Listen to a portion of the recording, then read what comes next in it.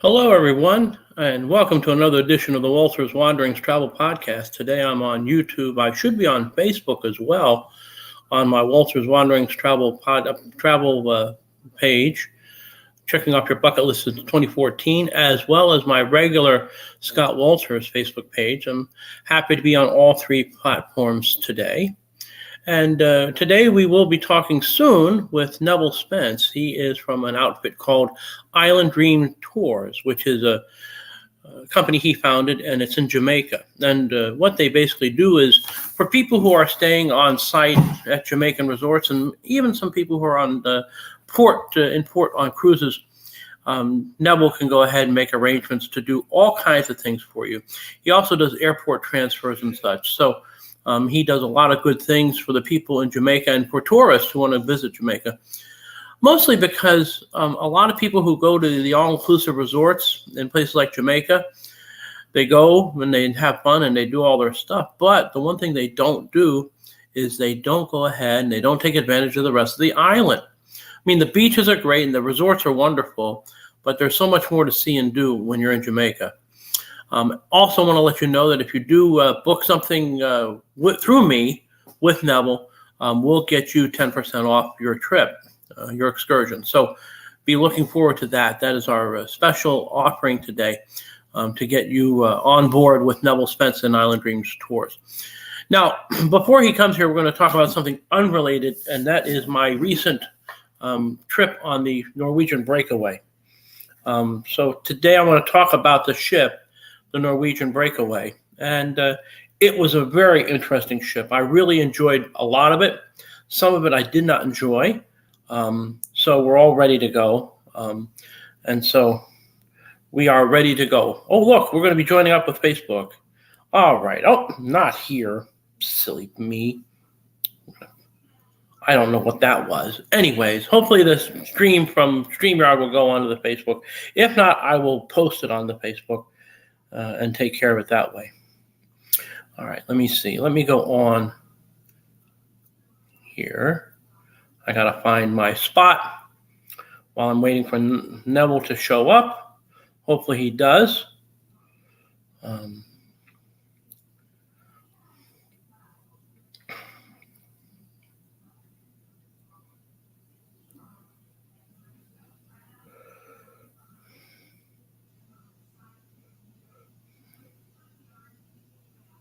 Okay, so let me talk to you about the Norwegian Breakaway, and while we wait for Neville to show up.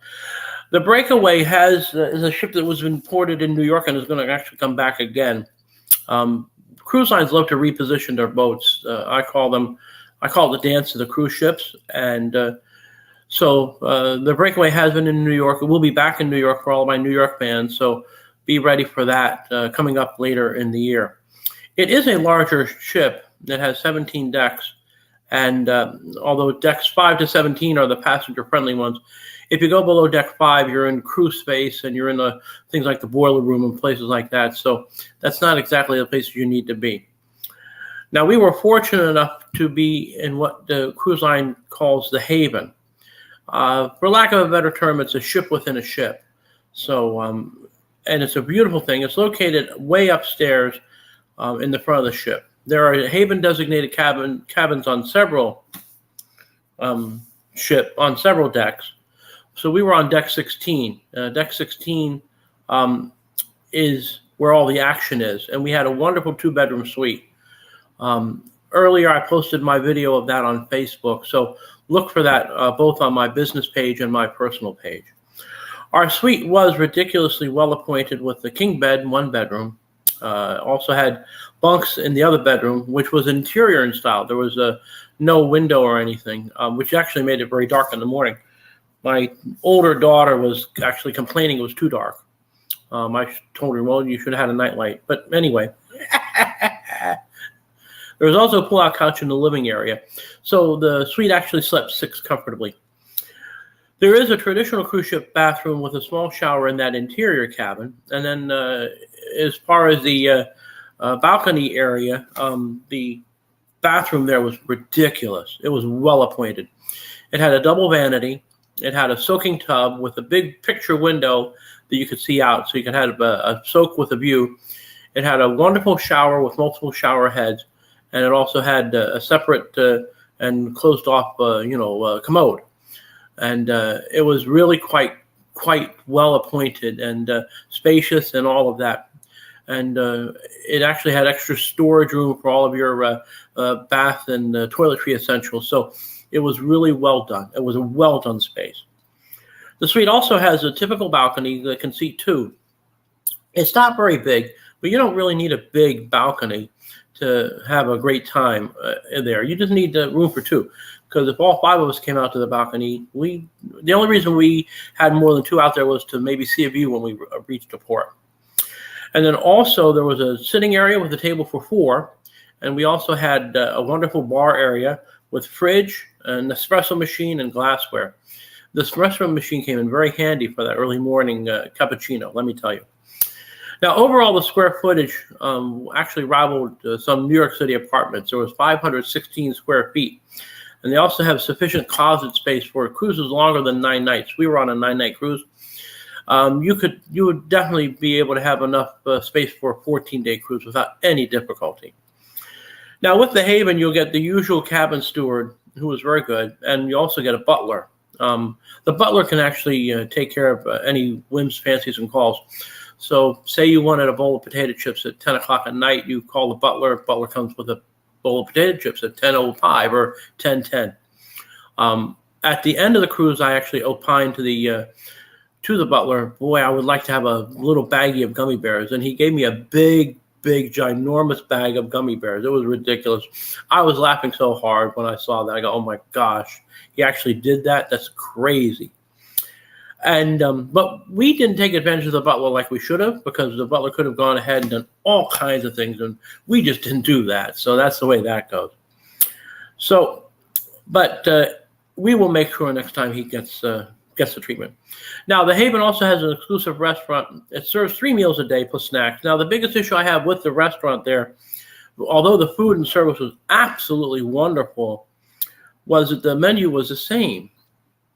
Now, granted, we did eat at 3 specialty restaurants and 1 regular dining room, but they could very easily offer an entree from one of the specialty restaurants every night. This is also given the fact that if you ask the butler for something from a specialty restaurant, say you wanted some sushi rolls from the sushi place, or you wanted some noodles from the noodle house, he could go and get them for you. So again, there's no doubt that they could go ahead and put a specialty restaurant offering on the menu every night. Now, they also have a lounge at the Haven, and the lounge at the Haven has the best mixologist on board. They're really not bartenders, but the reason I say that is if you tell them the type of drink you like, say you like something sweet with maybe cherries and raspberries, and you are a fan of vodka, and you like to have a little bit of ginger ale in your drink, they'll actually go ahead and concoct something for you. They will create your next favorite drink. My wife had something called the Pimm's Cup, which is apparently a British invention, using the Pimm's liqueur and a bunch of fruit and stuff, and topped off with a little ginger ale. And my wife really, really liked that. The mojitos, the Bloody Marys, all the drinks that you would expect were done with great accuracy and aplomb. And it was really, really quite nice to have such a wonderful and attentive bar staff on board. In fact, every morning I would just hand over my little cruise card so they could note the sale. And I said, I need my usual, and they'd bring my Bloody Mary out in about 3 minutes. So it's just tremendous. And I wish I could have a Bloody Mary right now, to be honest. But that's okay. The Haven also has a pool. Now, the pool could be bigger, but they didn't make it bigger. It has 2 hot tubs. It has a sauna. It has a private sun deck and more. I think there's even a small gym with a few exercise pieces. So you don't even have to go to the regular spa or gym. I mean, you could for spa treatments and massages and whatnot, but you didn't actually have to go there, which is nice. And you don't have to fight for a space with the chair hogs at the main pool, which I saw the main pool, and I go, wow, there are chair hogs here that are unfreaking believable. Now, there's also a concierge that can help schedule your seating and entertainment in the main theater and to help arrange specialty dining. So we did have a glitch in dining one night, but I was able to do my magic and make lemonade out of lemons. And there are also some improvements that could be made at the Haven. Haven get priority seating at the main theater, but the priority seating at the main theater is off to the side. Like, what? Off to the side? Are you kidding me?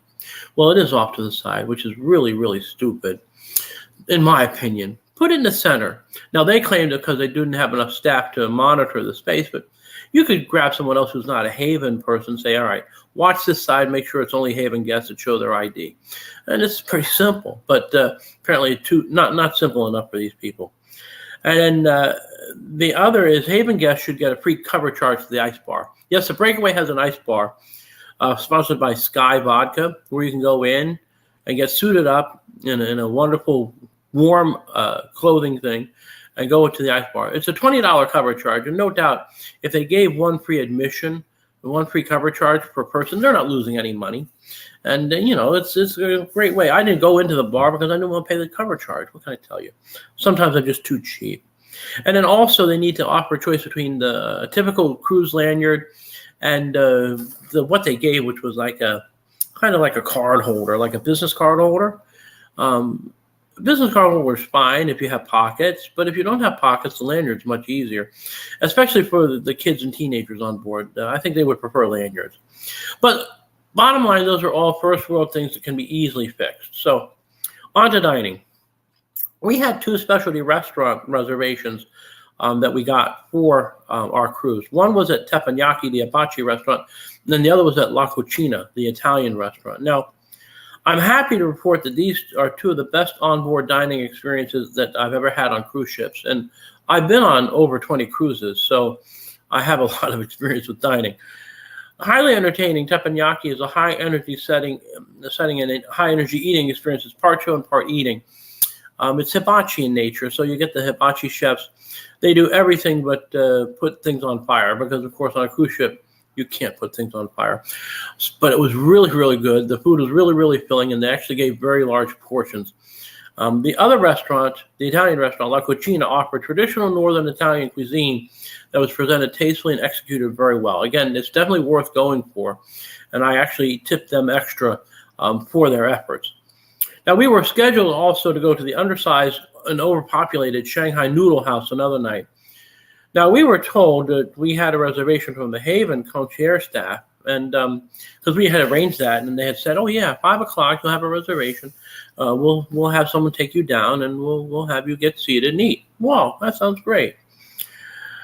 But when we arrived at 10 to 5, because we were told to actually get there early, the manager of the Shanghai Noodle House became quite a PITA, P-I-T-A, pain in the, and wouldn't seat us. It was really quite embarrassing to me, to my family, to the poor escort, to even the concierge staff person who came down. And hopefully this manager of the Shanghai Noodle House has been counseled properly in how to behave with guests from the Haven. And if it's not really a reservation, the Haven can't say that it is. So, it's got to work both ways. But we were able to then go down to the Manhattan dining room, which actually is themed out like a Manhattan social club in New York City. The food was pretty good. The service was pretty good, except they only gave us one dessert menu for the 5 of us, which was kind of weird, but we still managed to make do with it. And again, first world problems. So when I got back from our dining experience at the Manhattan Club that we had instead of going to the Shanghai Noodle House, I talked to my concierge staff, and I actually took my concerns then to the head of restaurant operations, because it was not pleasant, and quite frankly, no one should have been exposed to the behavior that I was exposed to. So the head of the restaurant operations offered us a complimentary meal in one of the other specialty restaurants. So we chose Wasabi, which was a sushi restaurant. It was a big hit. It was really, the sushi was really, really, really good, and the portions were really big. We're talking 25% larger than the portions I get from my regular sushi place here in New York. But they don't offer doggy bags. I don't know why. You should be able to take your food, your extra food, and put it in the refrigerator and have it later. But they don't do that, and I just don't get that. Now, I didn't do any other food on board because there's no need. With the Haven restaurant, 6 nights, 5 nights actually, and the 3 specialty restaurants and the Manhattan dining room, we got all 9 nights covered. But this is what gets me crazy. I had drinks at many of the bars, right? Because, you go to bars and you go to lounges and you grab drinks, on your way around. The drinks weren't consistent. So a Moscow Mule that my wife would get at the Haven would not be the same Moscow Mule that we got when we went to karaoke in another place, or the same when we went to the Atrium Bar. It's like, what? It's not hard. We're not talking difficult drinks here. We're talking, standard drinks. We're talking, the type of drinks that you're used to, mojitos, whatever they're offering in a standard drink. So it's like, I don't understand why there's no consistency in the drink making. Because it's 2 ounces of this, 3 ounces of that. You shake it up, you muddle, whatever the formula is. Even the Pim's cups were entirely different on board. So my wife was like, what? I was too, because like, how do you not do the same thing when you're in different parts of the ship? They're all trained the same way, or you think so. Now, this is a large ship, okay? Regular standard double occupancy capacity is at 4,000 people, but we had 5,000 on board during our cruise. So there were people coming, going, and all of that. It was unbelievable. It was really unbelievable that we had that. So, but the problem is when you have those things, you have issues at times, because here's what it is. Let me find my spot here. I'm sorry. The ship has most of the normal amenities that all large cruise ships have. They like to do everything on a your-way basis. So if we go to the top of the ship, we see there's a ropes course. They have basketball court and they have an outdoor play area and the entries to all the water slides. Now, I didn't go on any of those things, but I looked and I saw it, and there was certainly enough to do there. We also went to the next deck below, which is the pool deck. The pool deck was really, really crazy busy, because again, you're looking at 5,000 passengers instead of 4,000, so it's over double occupancy, but it's not at capacity. And then you're also looking at the issue that there's no large big screen TVs like other cruise ships have by the pool deck. A lot of cruise ships have these now, so they can show big events, show movies, whatever else, and I didn't see that here, and it's very weird. But there are the usual number of chair hogs, towel droppers, etc. Again, I was glad to be in the Haven, because the Haven pool did not have the towel hogs, towel droppers, and all of that. You're able to find a seat and find your way to the pool without any issue. Now, the main pool is salt water. The Haven pool was not, but the main pool is salt water, and it's 6 feet 8 inches deep all around. So you do have to have some swimming ability to enter.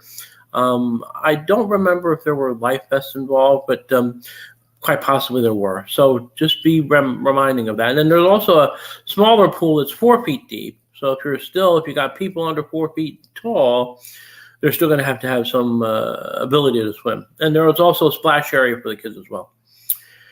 So after several decks of cabins, we get to the main action, which starts on Deck 8. Deck 8 has some of the entertainment venues on board, including a rock and roll theme bar, the ice bar, the whiskey bar, and other lounges. As well, the ice bar frequented ice cold vodka. I did go to karaoke every night they offered it, because that's what I do. There's also some shops on Deck 8, so be aware of that. Have your plastic ready to be melted, or put it on your folio when you leave the ship. On Deck 7, there's more entertainment venues, and of course, the ubiquitous casino. The casino is rather large, with tables of all varieties, including craps, roulette, and many of the slot machines. They're all ready to take your money. They do have poker, blackjack, and slot tournaments. I did qualify and enter the blackjack tournament. I did make the final table, but I finished second. So what did I get for second? Nothing. But I did not shame my family, because I finished second. All right. We're going to be continuing that review later, but right now it looks like we get Neville Spence on board. Hold on. Let me get him on board on our feed.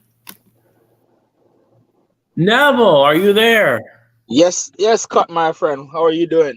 I'm doing good. Now, we're here on the Walter's Wandering Travel podcast, and we're going to talk about what you do for the fine tourist in Jamaica, which is really, really nice. Because as I was explaining earlier before you popped on, a lot of people, when they go to Jamaica, they just only take advantage of the resort that they're at.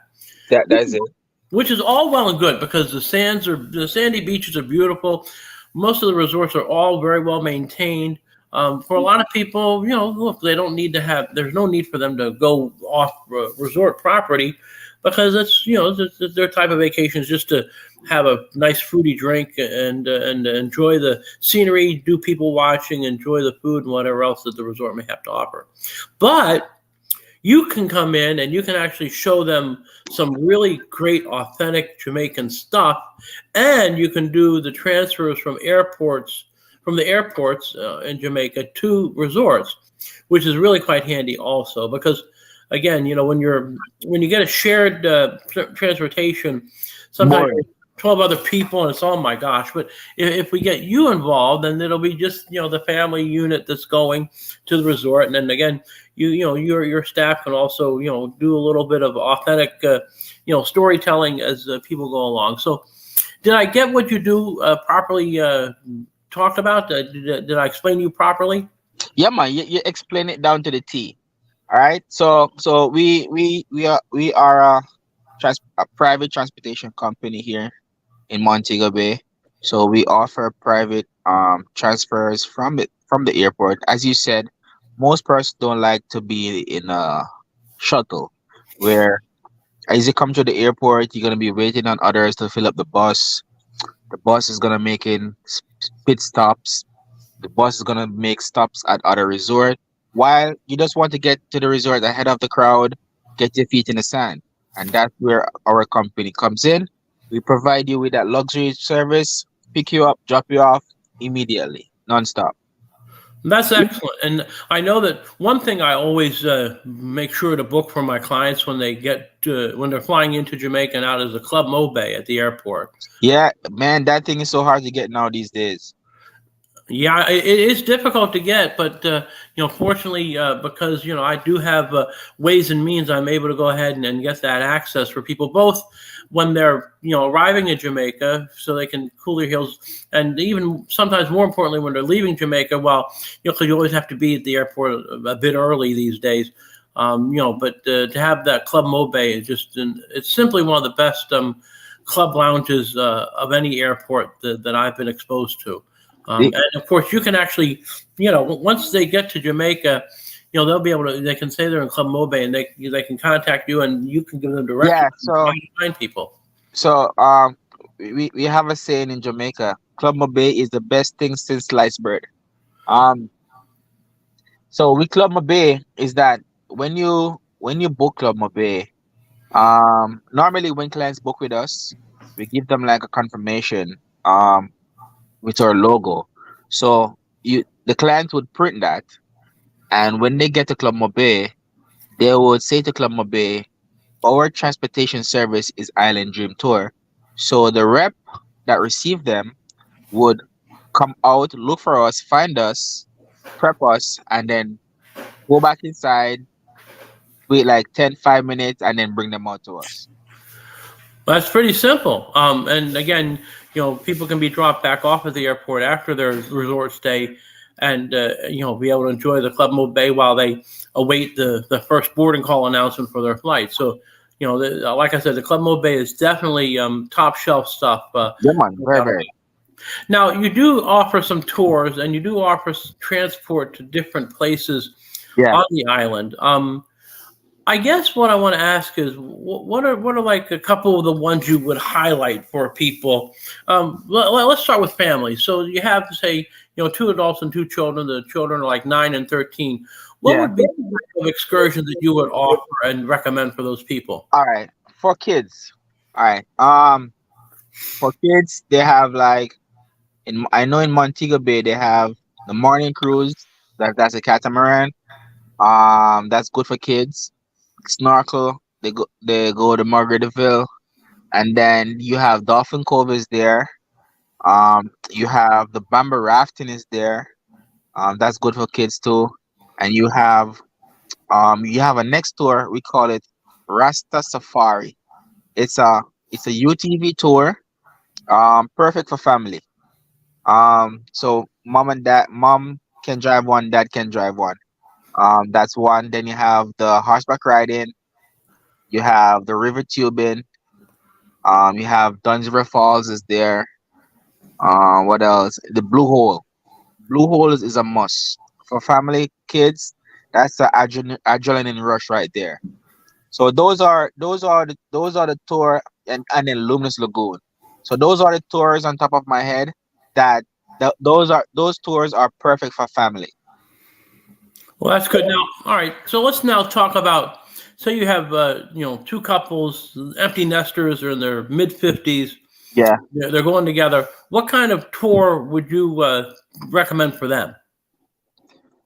Um, Rafting, um, Clam Duns River, Pelican Bar, Appleton Rum Tour. Appleton Rum Tour. I got to tell you a funny story. Before you tell me about the details of going to the Appleton Rum Tour, I have to tell a funny, funny story. I was on a cruise years ago with my in-laws and others, and we did dock in Jamaica, and I selected with my father-in-law the Appleton Rum Tour.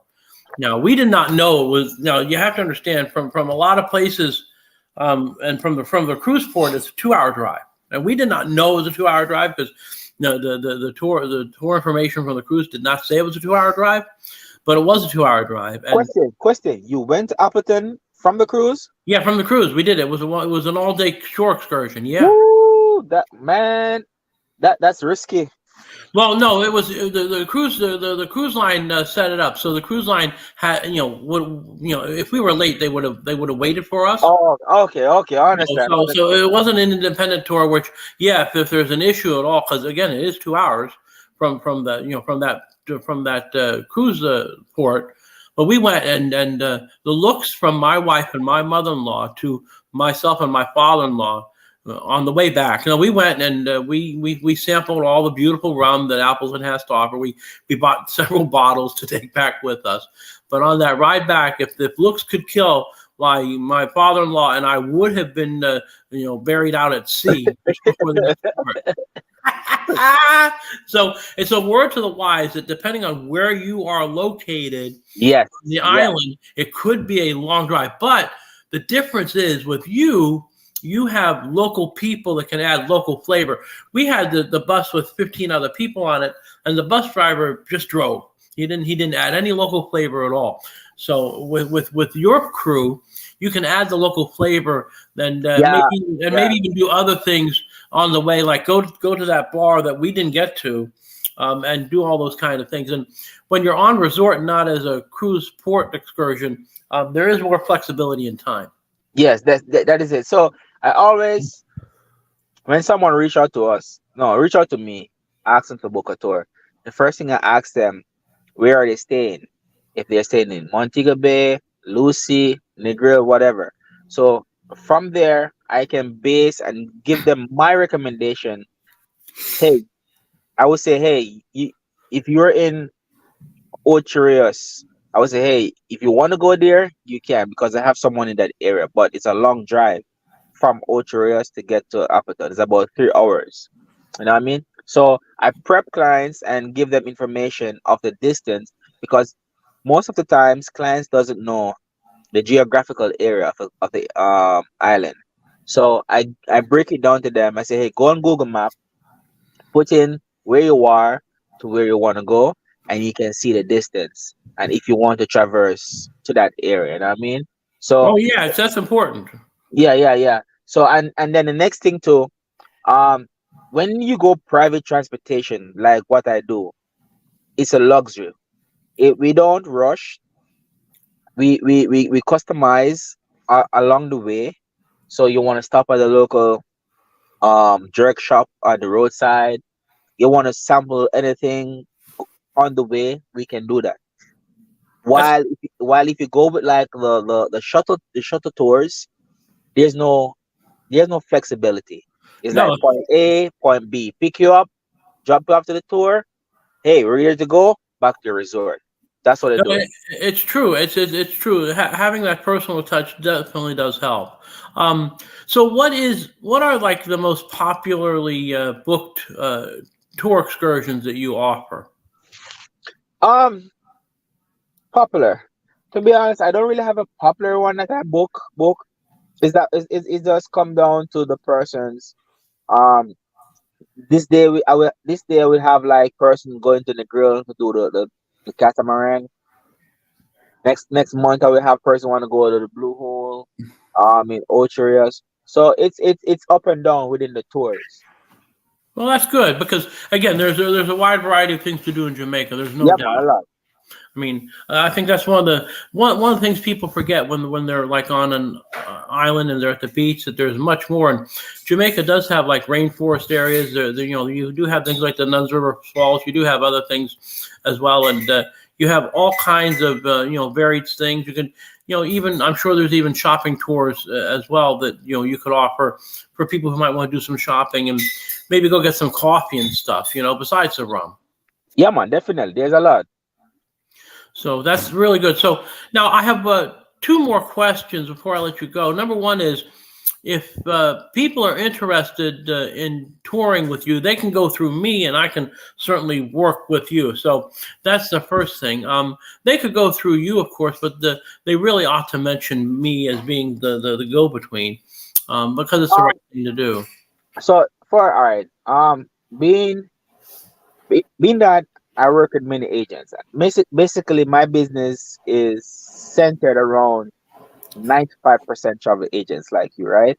So, what I always tell my agents is that you guys can I give you the information and they can book with you, and then you deal with me after.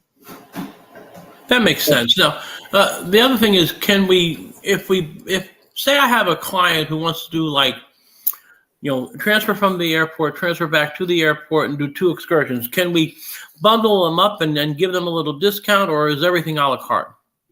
Yeah, man, we can put them together, and then I give you the best discount available, and you can do your thing from there. That's great. Now, I did offer at the top of the podcast before you hopped on board. I did offer anyone who books one of your excursions through me 10% off. So, because that's just to be kind. Because again, 10% it won't kill your No, bottom line or mine. no, And not for sure. and if they bundle, they can save more. As just like some of the TV commercials for insurance and things happen. So that works out great. Now, just before I let you go, how long have you been in business, and how did you come about to become the Island Dreams tour guy? I've been in business is for the past um 10 years, almost 10 years, to be honest. Um, I used to be a bartender at the Rio Resort in here. Um, while I was doing bartending, uh, I was brainstorming how what's my next move to be an entrepreneur. And I mean, so I was seeing the guys that the drivers at the resort in and out, and I just get a bright spark. Say, hey, I'm gonna investigate how to start up on being a driver, or I have a company in the tourism.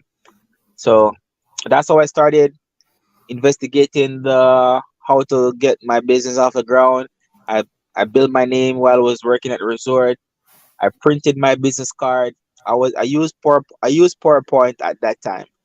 So I'll go home, print some business card on PowerPoint, build them, print them, bring them to work. I used to slide them under the desk because I used to see a lot of agents coming on fam trips. So I always go to the agents and slide my card to them. I say, hey, when you come into Jamaica, this is my little business. You know what I mean? So I printed everything, cut them out, bring it to work, and one day, um I think it was one of those missionary group came to Jamaica, and they came to me, and I was looking after them back and forth, and I just resigned. Give my manager a week notice. Say, hey, I'm gonna leave, and from there, rest is history. Well, there you go. That's excellent. I have one more question just to the side. What was your signature cocktail when you were a bartender? Ah, there's so many, but there was this one special cocktail that was being served all over the resort. They call it liquid marijuana. Liquid marijuana. All right. What is in a liquid marijuana drink? Um, yeah, blue. You have to get it green. to get it green, you're gonna mix blue carousel with orange juice. So the blue, Okay. right, the blue and the yellow give you green. So Sure. then, right, so then now you're gonna put the rum, coconut rum. Let me see if I can remember. Rum and coconut rum. Uh-huh. It's a rum based drink. So it's coconut rum and rum, basically, right? Okay.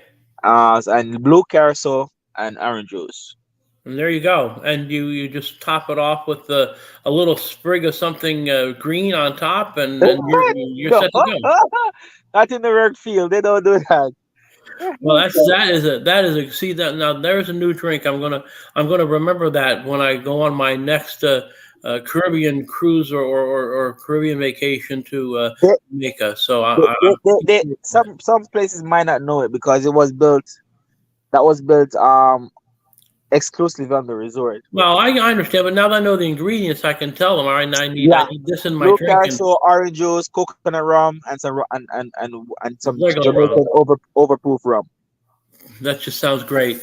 I wish I could have one now, but I have too much other stuff to do. All right. So I really appreciate you hopping on board today to talk about what you do in Jamaica. It's one of those. It's an add-on thing, And again, I've seen the website, so I know that the tours are reasonably priced. And again, you have a chance to actually get more authentic experience.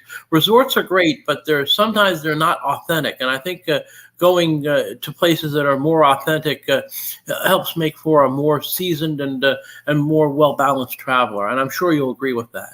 Yeah, man, I totally agree. All right, so that's Neville Spence. Again, I want to thank you for hopping on board this edition of the Walter's Wanderings Travel Podcast. We will have another edition soon with more guests. We have a lot of podcasts this month, and I appreciate Neville for being on board. And we will talk soon. And again, if you want to do any excursions in Jamaica, you get 10% off. So we're all good. All right, take care. Have a great day, and we will talk soon.